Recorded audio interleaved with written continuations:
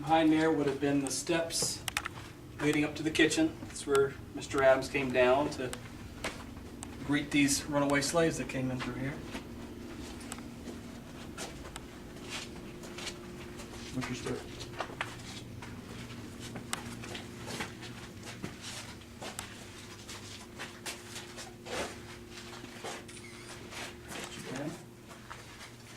This was the refrigerator, used as a refrigerator. They'd bring in ice from the window, and it would come crashing over this tunnel under here. The wind would blow across the ice there and would cool items like butter and cream right down in there.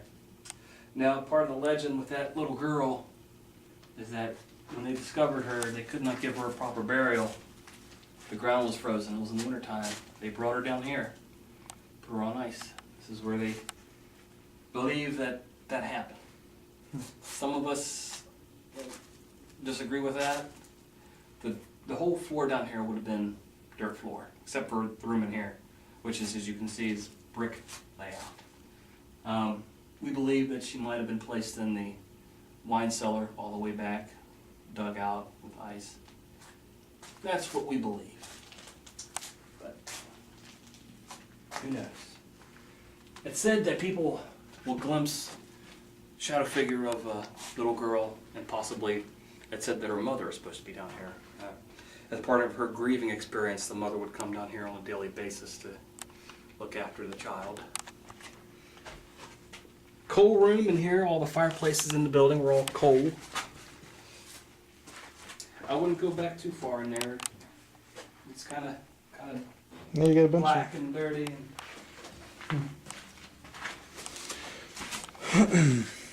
Doorway here in the back was where these runaway slaves came in through. It's where the Underground Railroad came through right there. Once they were in here, a guy would knock on the ceiling with a broomstick and wake old Mr. Adams up, and he'd come down and greet these folks. Take them down to the hallway down here. Had a guy down here once. Came with a small group. Nope, there weren't ghost hunters or anything. The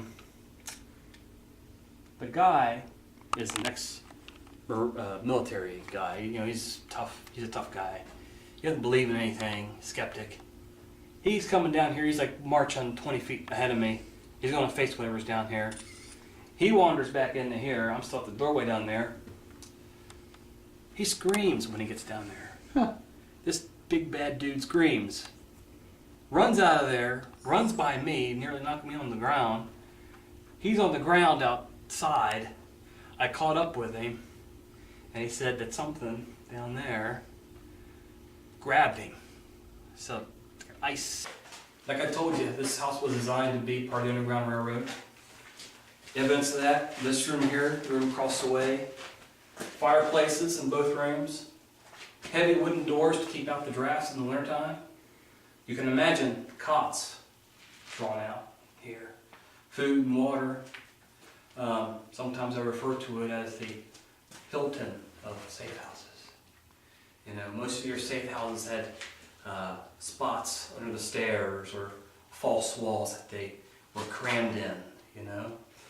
This place, you could spread out. If you came here injured, you can have weeks to recover. So he built this place with that in mind, the Underground Railroad. You can imagine there could have been some fatalities to that. People wandered up here sick, injured, possibly dying once they were in here. So keep that in mind when you're down here. 8 years of that.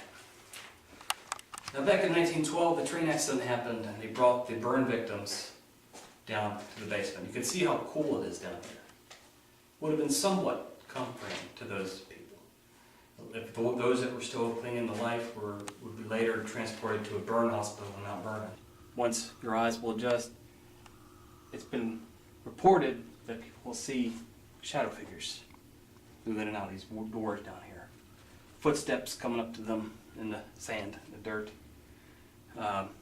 People that sit there will sometimes feel a sensation of being touched, whispered to. Woman got her name whispered to her one night and got to join us. which made her bolt up, run down this hallway in pitch blackness, screaming for lights.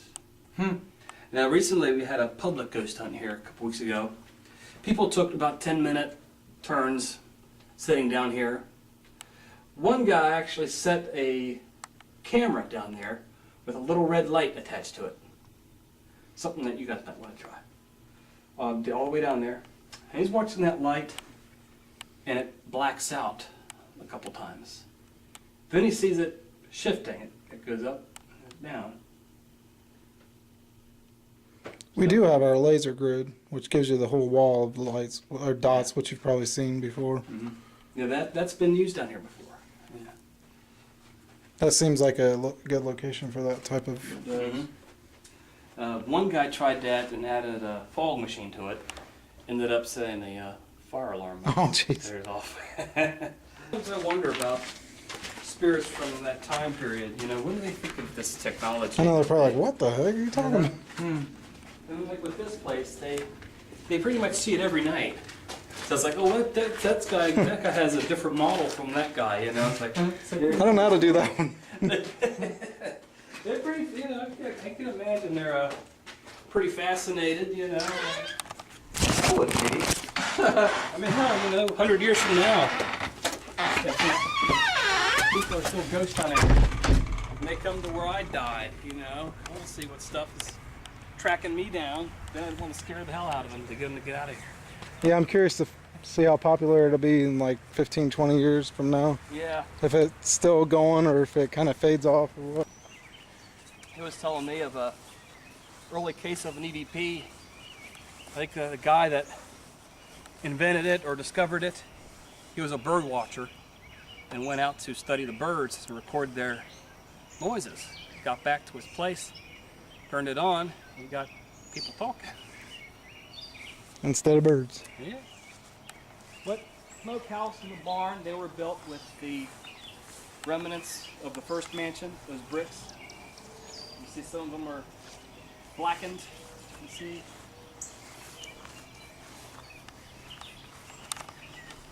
You guys still have night vision on, or do you turn that? I turned it off. Well, here we are in the barn. Every badass that comes to the place wants to confront the bounty hunter. It's like, well, man, I hope you have good luck. Well, here it is. Carriage house over there. You notice there's plaster attached to the wall and the ceiling. That was thought to cut down on some of the dust from getting on their fancy carriages over there. Horse stables right over here. I had different people tell me that they hear what sounds like horses' hooves over there. They're kicking against the stalls and stuff, you know. Hayloft right above me. Third floor above that was used by the ranch hands to sleep in up there when the work was going on out here. Now, the Fugitive Slave Act of 1850 made it legal for bounty hunters to come up here to the free states to search for runaway slaves. Family history has it that George Adams was visited here at Prospect Place by a bounty hunter. There was a confrontation, argument, guns were drawn. He owned a Colt Navy revolver that he pulled out of his coat pocket. All this commotion alerted the ranch hands that were working in the area of the barn right here. And they ran off there with their rifles and they basically drove the guy off the property. That's all pretty much come down as being family true history. Legend has it that when nighttime fell, these guys got up on their horses with their rifles, headed off into the woods somewhere, tracked this guy down, abducted him, brought him back here where he was given a mock trial, and he was hung from the highest rafter above this hatchway up here. Now, you know, that is a legend. There's no proof to say it actually happened. But if you think about it, a bounty hunter comes up here, they drive the guy off the property, and they're thinking, if this guy goes into town, gets the sheriff, come back, and discovers there's runaway slaves, these ranch hands could lose their jobs because this guy will lose his property. So if you think about it, financially speaking, they were looking out for their interests. That's quite possible there could have been some vigilanteism going on to protect their own jobs. So I just want to throw that out there to you. People have experienced loud bangings happen up there. I heard the neighbor describe it to me as someone taking heavy chains and whacking the holy hell out of the rafters up there. I've also heard described like someone tearing up the joist work up here, just tearing the floorboards apart. At times women will get sick in here for some reason, extremely nauseated and leaving, they'll feel fine. Back in the day when we could go up those stairs, there was all kinds of reports of seeing shadow figures up there. If you think about it, the identities out here, it's quite possible a ranch hand could have gotten kicked in the head by a horse or killed doing his job. And he might still be clinging around out here somewhere, as far as identities are concerned. An EVP was brought back to me last year. A woman in her group was here for a night. 7 a.m. the next morning, they were right out here, and they caught an interesting EVP. It was African American dialect saying, "Tired of walking." 7 o'clock in the morning, right before they were about to leave. Yeah, pretty much. If a place is haunted, though, you can get something. Yeah. That's the way we I see it. caught an African American dialect. The second floor. You know, you go to cemeteries and get EVPs, and I'm like, well, where would the dead body of a person? That's not where they died. You know, why would they be speaking? I said I believe that a lot of times cemeteries are buried, or you know, before that it was like a battleground or whatever. So I've been to cemeteries before where I'm getting like talk from like Western talk, and it has nothing to do with. What was the ground there before the cemetery was there? I think that's the whole thing. I never get it why people think they can go to the cemetery and they're asking the names out on the things. It's like, why would you go to the cemetery if you didn't? What's the point, you know? Unless you're so, self-involved, even after you die. I'm just gonna hang out here at the cemetery. You know. I'm gonna wait for somebody to come here and talk to me. So. Something else to think about. I'll throw this out at you. When the first mansion was burned down, a lot of the locals believed that it was an Indian woman living on the property. And her name was Satan. But it turned out that it was the bricklayer who actually confessed to it. But that just goes to show you that this land here that we're on had a lot to do with Native American history as well. I mean, 200 years plus before this place was even built. I mean, they'd find flint shavings, nappings, or whatever you want to call it, by the barn here. They still find arrowheads and stuff in the driveway, even. We get people coming out to the field across over that side that just go over there to look for arrowheads. So that just gives you something else to think about, you know? What's with the land itself? That's big in.